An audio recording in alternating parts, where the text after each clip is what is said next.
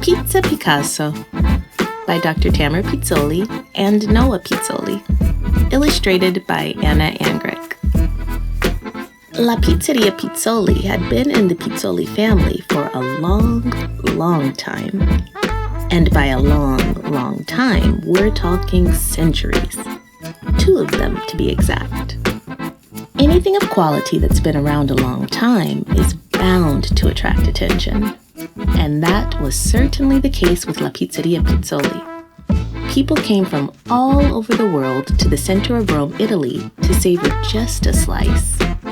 The estimated waiting time to reserve a table for dinner was over 3 months long. Mi dispiace, ma siamo prenotati fino al 21 di novembre. Sorry, we're all booked until November 21st. But it's only August 3rd. There were hundreds, maybe even thousands of pizzerias in Rome, but none quite like La Pizzeria Pizzoli. For each and every year that the pizzeria had been open for business, it had been owned and operated by a member of the family. What keeps a place like this open 200 years?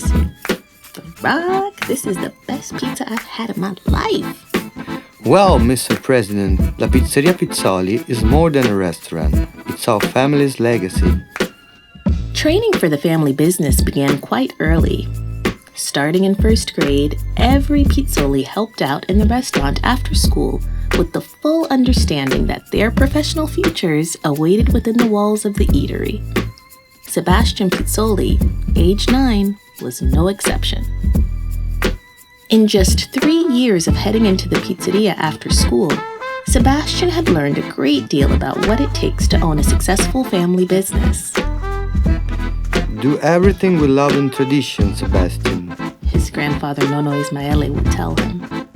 It doesn't matter if you're sweeping the floor, kneading the dough, or counting the cash. Every action needs care and love.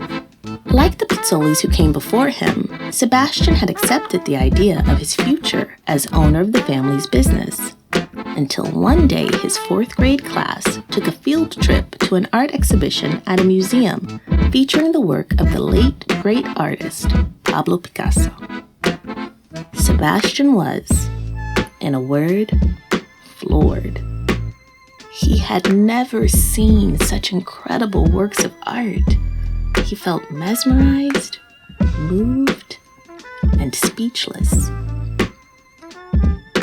At that very moment, Sebastian knew his calling was not to spend his days and nights preparing pizzas at La Pizzeria Pizzoli. His calling was art. Sebastian spent the next few weeks delving into the world of artistic genius and creativity. He went to museums and exhibitions after school with his parents. At his school library, he checked out literature on the artistic greats. Amongst his favorite artists were Frida Kahlo, Jean-Michel Basquiat, Tamara Madden, Andy Warhol, and the entire Tomasi Ferroni family.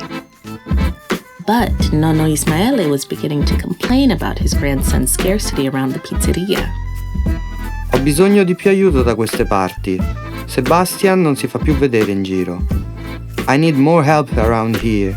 He lamented to his son, Sebastian's father. Sebastian's never around anymore. That night, Sebastian's parents had a heart-to-heart with their son. We understand your passion for art, sweetie, his mother began. But Nonno Ismaele really needs you at La Pizzeria Pizzoli. Yes, Sebastian's dad chimed in. The truth is, sometimes you have to make sacrifices to ensure the well-being of the family. His father slid a box across the table toward Sebastian. Inside, there were photos, trinkets, and whatnots from his father's youth. I wanted to be a photographer, Sebastian, but the fact was the family business needed me more. Sebastian nodded to show he understood. The next day, right after school, he marched directly over to La Pizzeria Pizzoli without making any stops. Ecco, il mio nipote preferito, his grandfather exclaimed with a clap of his hands. There's my favorite grandson. Sebastian grinned, washed his hands, and grabbed an apron. "I want kitchen duty today," Sebastian said assuredly. Bravo! Va in cucina. Once the kitchen door closed behind him, Sebastian let his artistic spirit run wild. The pizza dough was his canvas, the sauce and ingredients his paints. He wasn't making pizzas. He was creating edible masterpieces. He constructed a large portrait of Frida Kahlo with mozzarella, olive slices, chives, and green onions with cherry tomatoes and cauliflower for the table of vegetarians. Next up was Sebastian's take on La Gioconda, utilizing sliced hot dogs, olives, and provolone cheese. By the time his untitled piece, heavily influenced by Basquiat, hit the serving floor, the undeniable shrieks of Nono Ismaele's disapproval could be heard down the block and around the corner. Nono Ismaele burst into the kitchen and headed straight for his grandson. No, Sebastian, assolutamente no. Per favore. How many times do I have to tell you? Love and tradition, amore e tradizione. What did you just send out just now, huh? What was that mess? You're making chaos on the pizzas, Sebastian. The people don't come to La Pizzeria Pizzoli for innovation. They come for... Nono Ismaele was interrupted mid-rant by a grand commotion. It was coming from the dining area. There was an all-out bidding war underway for the acquisition of Sebastian's Basquiat-inspired pizza piece.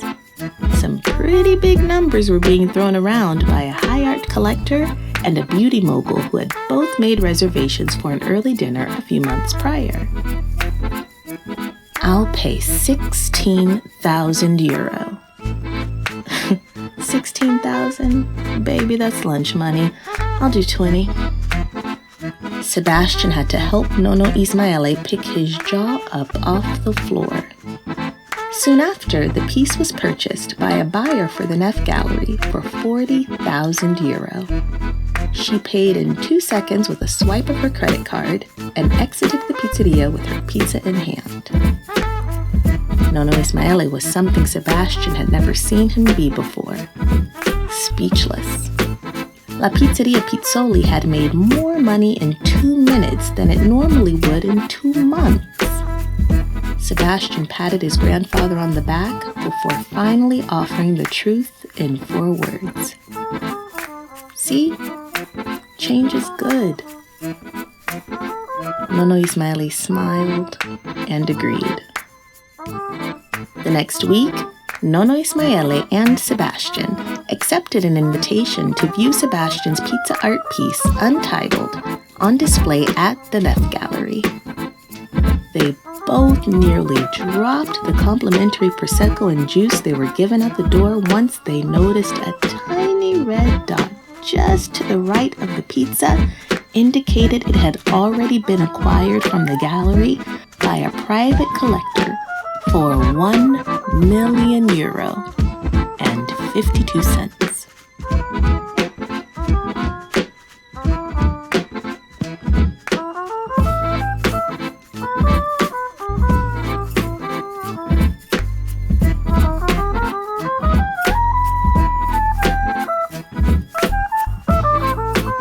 Copyright 2020 by Dr. Tamara Pizzoli.